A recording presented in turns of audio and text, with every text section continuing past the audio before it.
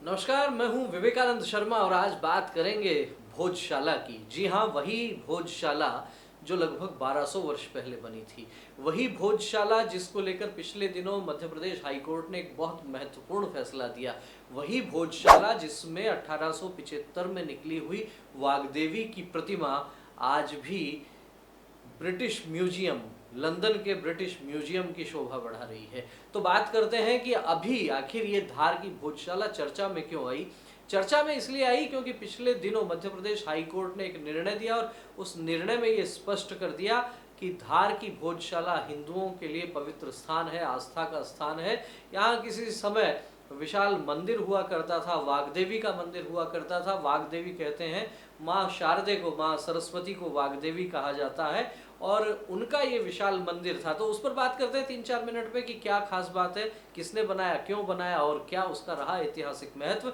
तो सबसे पहले ये समझ लेते हैं कि जो आज का मध्य प्रदेश का क्षेत्र है, धार का जो क्षेत्र है, वो मालवा क्षेत्र उसको सामान्यतः कहा जाता था और वहाँ किसी दौर में परमार राजवंश का शासन हुआ करता था। बात है लगभग 1200 वर्ष पहले की। सन 1000 के आसपास 1000 से 1055 तक वहाँ परमार वंश के राजा भोज का शासन हुआ करता था। जी हाँ, वही राजा भोज जो जन जन में लोकप्रिय हैं, न केवल मध्य प्रदेश में अपितु पूरे भारतवर्ष में, जिनके नाम का डंका बजता था और जिनके नाम पर अनेक लोकोक्तियाँ आज भी सुनने को मिलती हैं। ग्रामीण क्षेत्र में जाएंगे तो बहुत से लोग आपको कहते हुए मिल जाएंगे। जब तुलना करने की बात आती है तो लोग कह देते हैं कि कहाँ राजा भोज और कहाँ, अलग अलग तरह से ये विषय चलता है। तो राजा भोज आज भी इतने प्रचलित हैं गांव-गांव में, जनश्रुतियों में। उन राजा भोज का जो कालखंड था शासन का 1000 से 1055 के बीच, उस समय उन्होंने धार में एक पाठशाला का निर्माण करवाया, एक भवन का निर्माण करवाया, एक संस्था का उन्होंने निर्माण किया। और वो ज्ञान का इतना बड़ा केंद्र था कि जहाँ पर विद्या अध्ययन के लिए बताया जाता है कि कालिदास वहाँ विद्या अध्ययन के लिए गए, वहाँ बाण भट्ट गए, वहाँ महाकवि माघ अध्ययन के लिए गए। जो संस्कृत का अध्ययन केंद्र था, व्याकरण का अध्ययन केंद्र था, वेद, दर्शन और खगोल विज्ञान का एक बड़ा केंद्र था। जिस भारत की पहचान नालंदा और तक्षशिला जैसे अध्ययन के केंद्रों से हुआ करती थी, उसी भारत में उसी के समकक्ष ये धार का सरस्वती सदन हुआ करता था।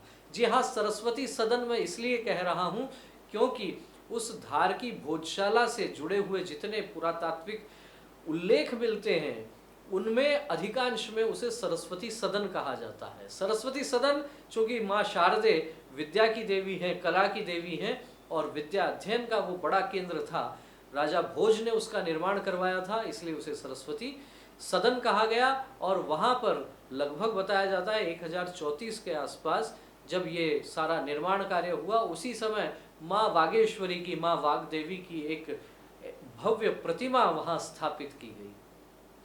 माँ शारदे की छत्र छाया में वहाँ विद्या अध्ययन का कार्य निरंतर चल रहा था। तो फिर विवाद किस बात पर आया? विवाद की यदि जड़ आप देखेंगे, 1034 के आसपास ये निर्माण हुआ। राजा भोज के बाद की पीढ़ियों ने भी वहाँ निर्माण कार्य करवाया, ऐसा कहा जाता है। लेकिन वहाँ विवाद की जो जड़ यदि हम कहते हैं तो वो शुरू होती है लगभग 1269 में। एक व्यक्ति वहाँ पहुँचता है, नाम होता है मौला कमाल। 1269 में वो व्यक्ति वहाँ पहुँचता है। यानी आप ये समझ सकते हैं कि लगभग 200-250 वर्षों तक तो 250-300 वर्षों तक तो वहाँ विद्या अध्ययन का काम बहुत आराम से, बहुत सहजता से, सुगमता से चल ही रहा था। मौला कमाल वहाँ पहुँचते हैं और उनके पहुँचने के बाद वो अपने विचार का प्रचार प्रसार करने का प्रयास करते हैं।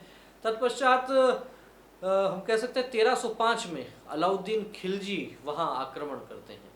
1305 में अलाउद्दीन खिलजी वहाँ आक्रमण करते हैं और उनके बाद में सन 1400 से 1500 के बीच में भी वहाँ कई तरह के आक्रमण होते हैं। और आक्रमण जो होते हैं वो आक्रमण किए जाते हैं आगे एक तो महमूद नाम का व्यक्ति, महमूद शाह खिलजी द्वितीय, एक दिलावर खान, इन लोगों के नाम आते हैं कि ये वहाँ आक्रमण करते हैं और आक्रमण के बाद ये प्रयास करते हैं कि वहाँ मस्जिद बना दी जाए।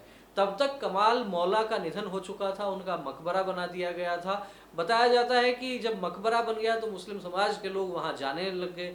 उनके जाते जाते फिर उन्होंने उस तत्कालीन राजा से मांग की कि स्थान हमारे लिए छोटा पड़ता है, तो कुछ स्थान उन्होंने ले लिया।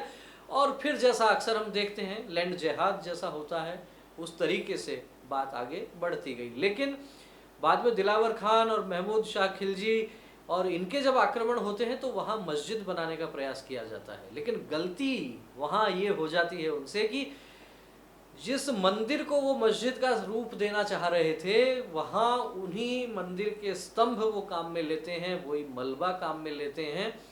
उनको कहाँ पता था कि 800 वर्ष बाद, 1000 वर्ष बाद में फिर से कोई बात होगी और लोगों को पता लग जाएगा कि ये जो मस्जिद का रूप देने का जिसको प्रयास किया गया वो वास्तव में तो माँ वागेश्वरी का, वाग्देवी का वो मंदिर था। बहरहाल ये सारी चीज़ें चलती रहती हैं। 1000 वर्ष का संघर्ष का काल भारत ने देखा ही है।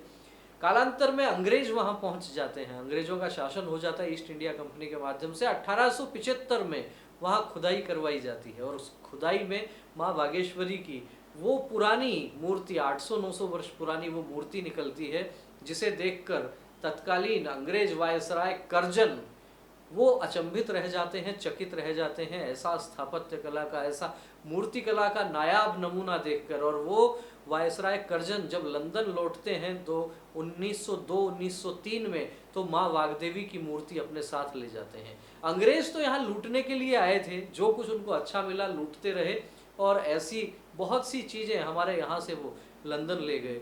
1875 में माँ वाग्देवी की मूर्ति वो लेकर गए लंदन में, और वो लंदन में मूर्ति आज भी ब्रिटिश म्यूजियम में वहाँ की शोभा बढ़ा रही है।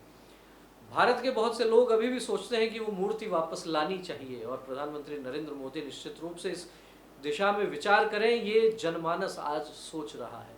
लेकिन चलिए बात आगे करते हैं। एएसआई की एंट्री होती है सारे मामले में 1875 में, जब वो मूर्ति निकलती है वहाँ से, और उस समय उस प्रतिमा को फिर उसके बाद में लंदन लेकर जाते हैं। भारतीय पुरातत्व सर्वेक्षण एएसआई के अधीन इसे राष्ट्रीय महत्व का स्मारक घोषित कर दिया जाता है 1952 में।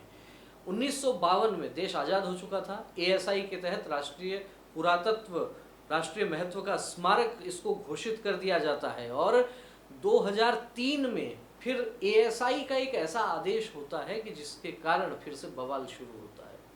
2003 में जो आदेश आता है एएसआई का, वो आता है कि हिंदू पक्ष यहाँ पूजा अर्चना करना चाहता है तो मंगलवार को आके पूजा कर सकता है।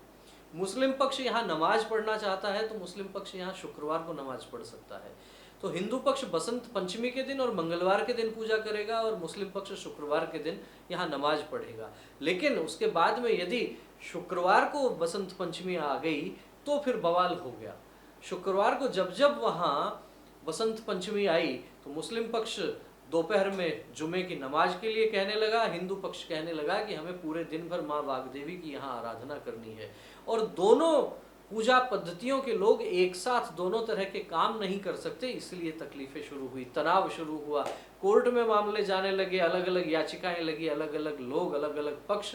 और ये सब तमाम चीज़ें जब चलती रही तो मध्य प्रदेश हाई कोर्ट ने फिर अभी हाल ही में ये फैसला सुनाया कि वहाँ एएसआई की जो खुदाई हुई है, और एएसआई की खुदाई के साथ वीडियोग्राफी हुई है, जीपीआर, 3D लेयर स्कैनिंग, जो भी नई टेक्नोलॉजी है, नई तकनीक है, उसके आधार पर जो कुछ पता किया गया, उसके आधार पर ये स्पष्ट हो गया कि यहाँ भव्य विशाल मंदिर था माँ वाग्देवी का।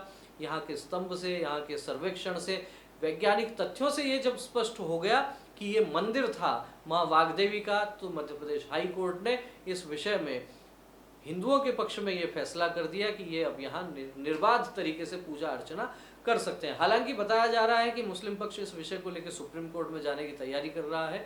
लेकिन एक बार तो हिंदू पक्ष के लिए, सनातन को मानने वाले लोगों के लिए हर्ष का विषय हो गया कि लगभग 1200 वर्ष पुराना वो जो मंदिर था वहाँ फिर से वे निर्बाध रूप से माँ वाग्देवी की पूजा अर्चना कर पाएंगे। लेकिन सोशल मीडिया पर आखिर इसकी बहुत चर्चा नहीं हुई। मेन स्ट्रीम मीडिया में बहुत से लोग मेरे से मिले, उनसे चर्चा हुई, उन्होंने कहा कि आखिर इतनी ज़्यादा चर्चा, इस मामले को उन्होंने देखा तो कहा कि ये तो अयोध्या, काशी, मथुरा के बराबर का सा मामला लगता है, लेकिन इतनी चर्चा क्यों नहीं हुई? इतनी चर्चा शायद इसलिए नहीं हुई होगी क्योंकि इस मामले में राष्ट्रीय स्वयंसेवक संघ ने, विश्व हिंदू परिषद ने, भारतीय जनता पार्टी ने ठीक उस तरह से मोर्चा नहीं संभाला जिस तरीके से अयोध्या के आंदोलन के लिए ये सब किया गया। पीछे से जितनी सहायता संगठन कर सकते हैं उतनी निश्चित रूप से की ही होगी, क्योंकि सनातन का जहाँ विषय है वहाँ संघ अपनी तरफ से जितना कर सकता है वो करता ही है, लेकिन मीडिया में उस तरीके से वो सब चीज़ें नहीं आई। लेकिन बहरहाल ये सनातन को मानने वाले लोगों के लिए एक बड़ी खुशखबरी कही जा सकती है। और जिन लोगों को इतिहास की जानकारी करनी होती है, जिनको करंट अफेयर्स की जानकारी करनी होती है, उनके लिए ये एक बहुत ही महत्वपूर्ण विषय है। तो हमने आपके सामने ये संक्षेप में विषय रखने का प्रयास किया कि आखिर धार की भोजशाला कैसी थी, किसने बनवाई, कैसे बनवाई, क्या क्या झंझावात आए। साथ ही साथ आपको ये भी बता देंगे कि जिन राजा भोज ने धार की भोजशाला का निर्माण करवाया, वे राजा भोज पढ़ने लिखने के शौकीन थे, पढ़ने लिखने के और पढ़ाने के शौकीन थे, रुचि का विषय था, इसीलिए उन्होंने विद्या अध्ययन का इतना बड़ा केंद्र बनवाया। लेकिन केवल इतना नहीं, साथ ही साथ कई तथ्य ये भी बताते हैं कि राजा भोज खुद दर्जनों कलाओं में निपुण थे, दर्जनों कलाओं में खुद राजा भोज निपुण थे। और साहित्य के प्रति, संगीत के प्रति, शिक्षा के प्रति उनके मन में बहुत ही सकारात्मक विचार थे, उसके प्रति वो बहुत आकर्षित रहते थे, इसलिए उन्होंने इतना बड़ा अध्ययन का केंद्र बनाया। बहरहाल क्या कहना है आपका धार की भोजशाला पर, क्या कहना है उस विषय पर, उस वास्तुकला पर जिसे पहले कभी सरस्वती सदन कहा जाता था, लेकिन वाचिक परंपरा में जिसे भोजशाला कहा गया। क्या कहना है धार की भोजशाला और उसके सारे उस इतिहास पर कमेंट करके जरूर बताएं। वीडियो अच्छा लगा हो तो इसे लाइक करें, अधिक से अधिक लोगों तक शेयर करेंगे। फिर मिलेंगे एक और ऐसे ही नए विषय के साथ, एक और ऐसे ही नए वीडियो के साथ। तब तक आप बने रहिए हमारे साथ। बहुत बहुत धन्यवाद। नमस्कार।